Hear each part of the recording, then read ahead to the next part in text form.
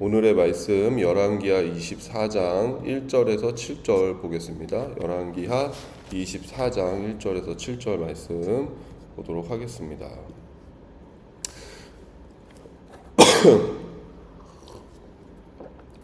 여호야김 시대에 바벨론의 왕 느부갓네살이 올라오매 여호야김이 3년간 섬기다가 돌아서 그를 배반하였더니 여호와께서 그의 종 선지자들을 통하여 하신 말씀과 같이 갈대아의 부대와 아람의 부대와 모압의 부대와 암몬 자손의 부대를 여호야김에게로 보내 유다를 쳐 멸하려 하시니 이 일이 유다의 임함은 곧 여호와의 말씀대로 그들을 자기 앞에서 물리치고자 하심이니 이는 므낫세의 지은 모든 죄 때문이며 또 그가 무죄한 자의 피를 흘려 그의 피가 예루살렘에 가득하게 하였음이라. 여호와께서 사하시기를 즐겨하지 아니하시니라.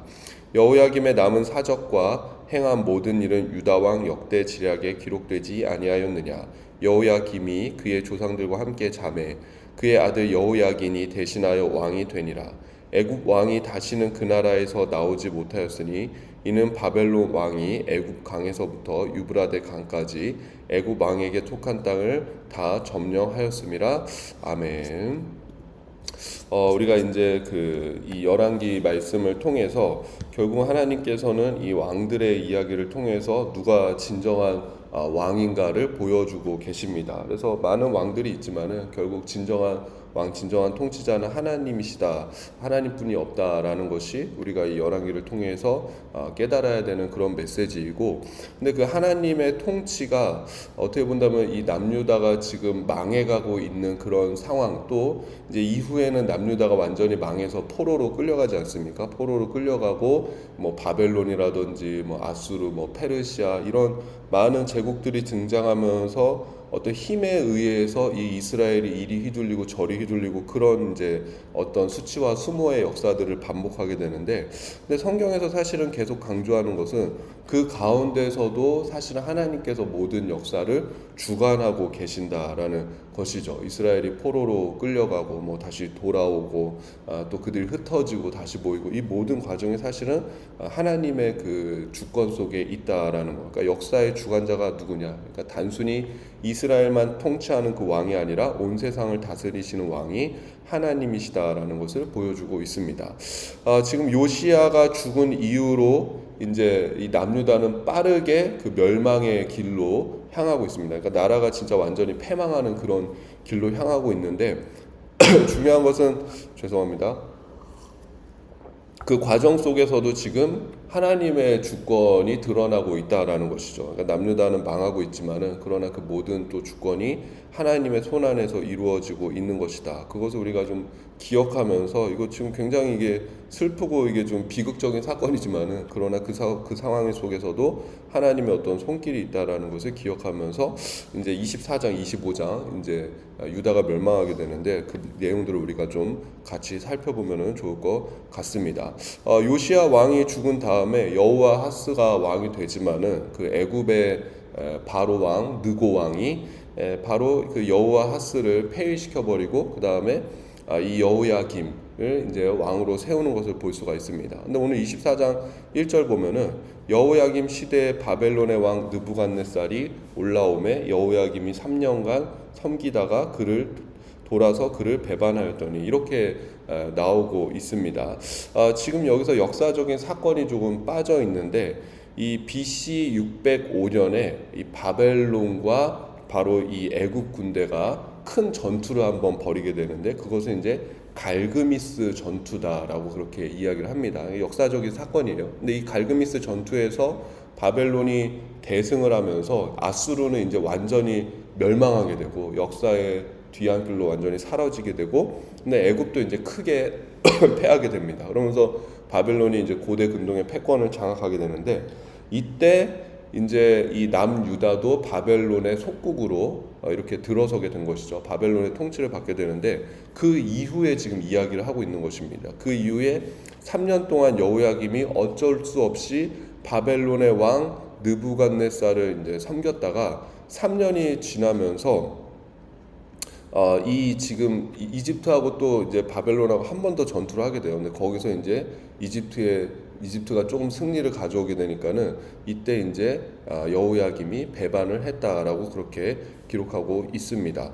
근데 문제는 뭐냐면 2절 보니까 여호와께서 그의 종 선지자들을 통하여 하신 말씀과 같이 갈대아의 부대와 아람의 부대와 모압의 부대와 암몬 자손의 부대를 여호야김에게로 보내 유다를 쳐 멸하려 하시니, 결국에는 이렇게 하니까는 이 바벨론의 왕이 다시 유다를 쳐 들어온 것이죠. 그래가지고 지금 이 유다를 정복하는 그 모습을 볼 수가 있는데, 이것이 바로 이제 바벨론 1차 유수입니다. 그러니까 이 BC 602년에 바로 이런 일이 있게 되는데, 이 바벨론 1차 유수 때 잡혀갔던 사람이 누구냐면 바로 이제 다니엘과 세 친구들이라고 할 수가 있습니다. 역대하 보면은 이 내용에 대해서 뭐라고 기록되어 있냐면, 바벨론 왕 역대하 36장 6절 보면 바벨론 왕 느부갓네살이 올라와서 그를 치고 그를 쇠사슬로 결박하여 바벨론으로 잡아가고. 그러니까 어떻게 하냐면 이 사람이 이제 와가지고 여기를 지금 잡아가는 거예요. 여호야김을 잡아가고 끌고 갔다라고 그렇게 기록하고 있습니다. 근데 이제 그런 상황 속에서 지금 이 유다가 점점 패망의 길을 걷고 있는 것이죠. 근데 하나님께서 지금 말씀하시는 평가가 무엇이죠? 3절 보니까는 이 일이 유다의 임함은 곧 여호와의 말씀대로 그들을 자기 앞에서 물리치고자 하심이니 이는 므낫세의 지은 모든 죄 때문이며 또 그가 무죄한 자의 피를 흘려 그의 피가 예루살렘에 가득하게 하였습니다. 여호와께서 사하시기를 즐겨하지 아니하시니라. 그러니까 결국은 그 므낫세의 죄에서 돌이키지 못했기 때문에 이 지금 남유다가 멸망하고 있다라고 열왕기 이 기자는 이 어떤 죄의 원인을 므낫세에다가 두고 있습니다. 근데 또 역대기는 약간 평가가 바뀌는 것을 볼 수 있죠. 역대기는 므낫세가 마지막에 하나님 앞에 회개하는 그 모습이 있죠. 회개하는 그 모습이 있고 하나님 앞에 돌아서는 모습이 있기 때문에, 그렇기 때문에 므낫세 때는 또 이 심판이 좀 유보가 돼서 지나가게 되었다라고 그렇게 기록하고 있습니다. 근데 어쨌든 간에 무슨 의미냐면은 지금 이 유다에 가득한 그 죄악으로 인해서 결국엔 뭐 여호아스나 여호야김이나 지금 이런 왕들이 하나님 앞에 돌아서지를 못하는 것이죠. 결국은 그 죄를 그대로 이어받고 그 죄들 답습함으로 인해서 결국은 이들이 하나님 앞에서 이렇게 이 나라가 멸망의 길로 갈 수밖에 없음을 지금 보여주고 있습니다. 근데 여기서 보면은 뭐라고 나와 있습니까? 3절 다시 보면은 여호와의 말씀대로 그들을 자기 앞에서 물리치고자 하심이니, 그렇게 말씀하고 있습니다. 그러니까는 이 지금 바벨론에 어떻게 보면 저항하고 지금 잡혀가는 이 모든 일들이 사실은 그 하나님께서 이렇게 허락하셨던 일이다라는 것이죠. 예레미야 25장 11절 보면은 이 모든 땅이 폐허가 되어 놀랄 일이 될 것이며 이 민족들은 70년 동안 바벨론의 왕을 섬기리라. 그러니까 하나님께서는 이미 그 예레미야 이때 당시 활동했던 그런 선지자들이 바로 예레미야 선지자들인데, 예레미야나 뭐 그런 선지자들이 있었죠.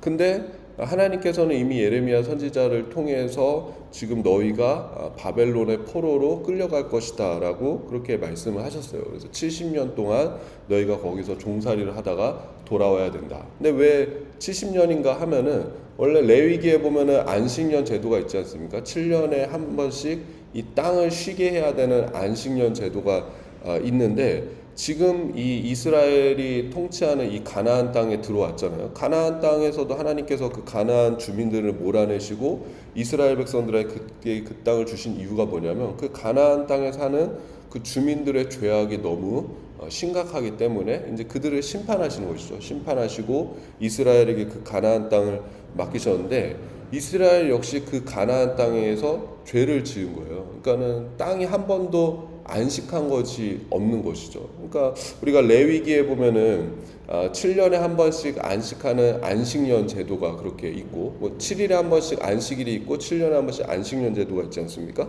그리고 이제 7년이 7번 되는 49년째가 되고 그 다음 50년째에는 희년이다 그래가지고 모든 것이 다 해방되고 자유가 선포되는 그것이 바로 희년입니다. 희년을 선포하는 그런 제도가 있습니다. 근데 보면은 이스라엘의 어떤 역사 속에서 이 안식년과 희년이 제대로 이렇게 지켜진 적이 한 번도 없어요. 뭐 희년은 둘째치고 우리가 가만히 살펴보면 안식년도 이들이 과연 제대로 지켰을까? 7년에 한 번씩 그런 해방하고 쉬는 그런 안식년도 제대로 지켰을까? 그러니까 안식년도 제대로 지켜진 적이 한 번도 없습니다. 그러니까는 이 땅이 쉬지 못했기 때문에 하나님께서 이 70년이라는 시간은 7 곱하기 10이에요. 그러니까는 이 완전한 어떤 쉼을 의미하는 것이죠. 7도 이제 완전수고 10도 완전수기 때문에 그래서 하나님께서 70년이라는 시간은 그동안 이스라엘이 이 땅을 다스리는 그 시간 동안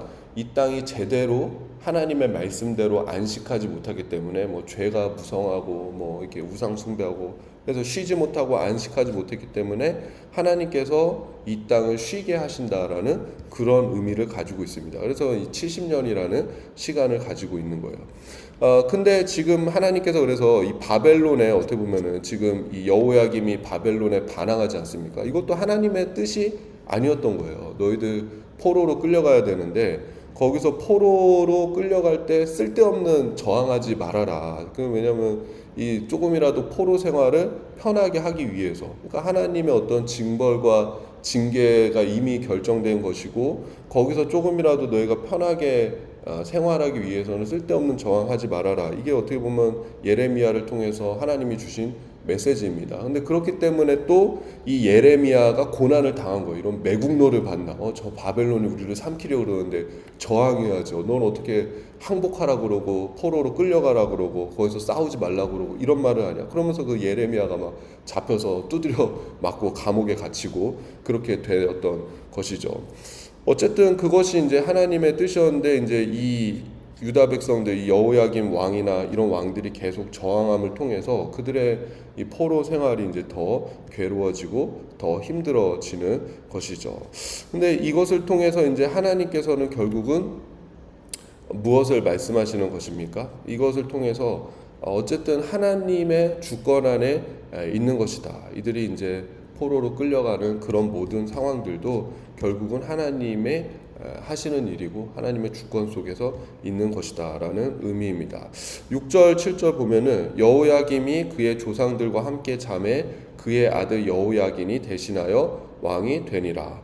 애굽 왕이 다시는 그 나라에서 나오지 못하였으니 이는 바벨론 왕이 애굽 강에서부터 유브라데 강까지 애굽 왕에게 속한 땅을 다 점령하였음이라. 그래서 이 지금 여기에는 나와 있지 않지만은 유대 역사가 요세푸스의 그 역사의 기록을 보면은 이 여호야김이 이제 바벨론으로 끌려가서 거기서 비참하게 죽음을 당했다라고 그렇게 기록되어져 있습니다. 어쨌든 그 여호야김이 죽고 그 다음에 이제 여호야긴이 대신 왕이 되고 그 다음에 이제 애굽은 더 이상 이제 애굽이라는 나라 자체는 유지가 되죠. 그러나 이 애굽은 더 이상 이제 힘을 쓰지 못하고 바벨론이 지금 고대 근동의 패권을 장악하는 그 모습을 볼 수가 있습니다. 그래서 이 바벨론에 의해서 마치 이 유다도 이리 휘둘리고 저리 휘둘리는 것 같지만은 결국 하나님께서는 그 바벨론에 보면 느부갓네살 왕이 이 다니엘서에 보면은 느부갓네살 왕이 그 뭐 이렇게 짐승처럼 변하는 거 보이지 않습니까? 뭐 내가 만든 이 바벨론 성읍을 봐라. 그렇게 할 때 하나님께서 그 바벨론 왕의 총기를 뺏어 가셔서 짐승처럼 7년 동안 이 들에서 숲에서 울부짖다 그런 다음에 자기가 총기가 돌아온 다음에 이게 내가 잘나서 이 바벨론이라는 나라를 세운 게 아니구나. 하나님이 계시구나. 그렇게 하나님 앞에 믿음을 고백하고 그 하나님 앞에 회개하는 그 모습을 보이는데 결국은 성경은 이런 사건들 속에서도 하나님의 주권과 하나님의 역사하심이 있다라는 것을 우리에게 계속적으로 말씀해 주고 있습니다.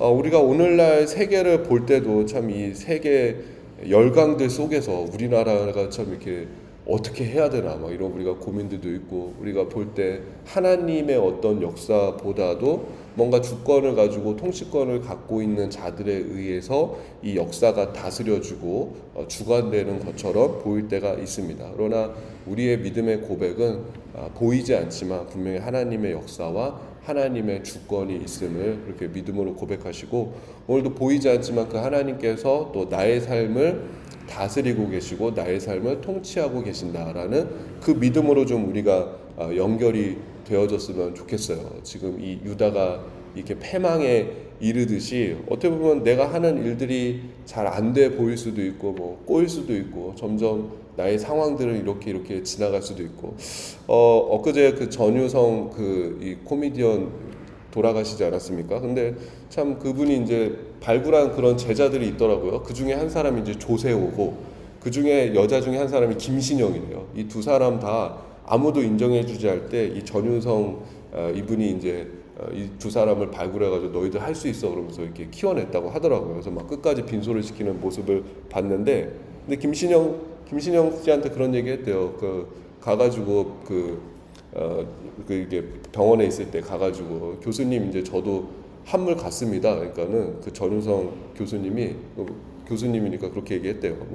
그럼 너 축하한다 그랬대요. 저 한물 갔습니다. 축하한다 그랬대요. 그러니까 아니 한물 갔는데 뭘 축하합니까? 그러니까 한물 가고 두물 가고 세물 가면은 보물이 된다. 그렇게 얘기해주면서 격려하고 힘을 주었다라고 합니다. 마찬가지로 여러분 우리가 하나님 안에서 또 이스라엘 백성들이 이제 1차, 2차, 3차에 의해서 완전히 멸망하지만 또 포로에서 돌아오고 하나님의 회복을 또 말씀하고 있지 않습니까? 그러니까 우리가 주어진 어떤 상황들, 내게 주어진 문제들, 내게 주어진 그 환경에 우리가 낙심하고 좌절하고 또 이게 포기하고 이렇게 축 처져 있는 것이 아니라 우리가 믿음으로 하나님을 또 바라보면서 한물 지나고 두물 지나고 세물 지나고 하나님께서 보물로 만들어 가시는 그 과정이다. 우리가 그것을 좀 믿음으로 고백하면서 오늘도 주님 안에서 또 소망을 가지시고 힘내시고 승리하시기를 주님의 이름으로 축복합니다. 제가 기도하겠습니다. 하나님 아버지, 유다의 죄악이 너무 큽니다. 성경은 므낫세의 죄악으로 고백하고 있지만 또 단순히 므낫세의 죄뿐만 아니라 그 유다의 지금까지 쌓이고 그 유다에서 지금까지 해결되지 못하고 회개하지 않은 죄악이 너무 크기 때문에 하나님께서 어쩔 수 없이 그 땅을 또 징벌하시고 징계하시는 그 과정을 우리가 보게 됩니다.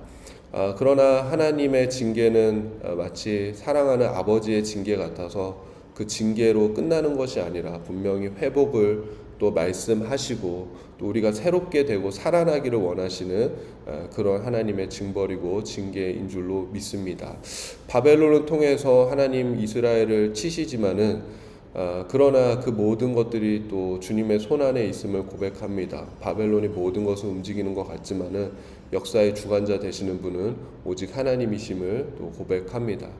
오늘 우리의 삶 가운데서도 보이지 않지만 하나님의 주권과 하나님의 통치가 우리 가운데 있음을 믿음으로 고백합니다. 주어진 상황과 환경과 문제 속에서 낙심하지 않게 하여 주시옵고, 오늘도 살아계셔서 주님의 크신 손으로 우리 삶을 덮고 역사하시는 그 하나님을 바라볼 수 있는 믿음을 더하여 주시옵소서. 감사드리며 예수님의 이름으로 기도드립니다. 아멘.